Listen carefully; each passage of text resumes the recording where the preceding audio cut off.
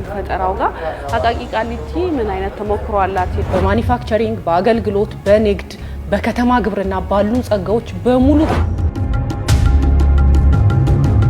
ተመረቅሽበትና በተማርሽበት ነገር ዝም ብለሽ ቁጭ ብሎ ምንም ነገር አይወርድም።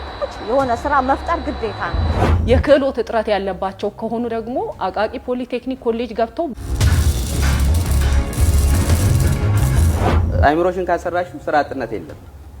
የሚሰሩ እጆችን ስሩ ነው እንጂ የሚባለው መንግስት ራሱ የሚለው ስራ አጦች ነው ወደኔ አይደለም። ምን ያህል ቀፎዎች ናቸው ያሉት? ውጤቱ እንዴት ነው? በዚህ በከተማ የንብ ማነብ ስርዓት ውስጥ የሚመጥን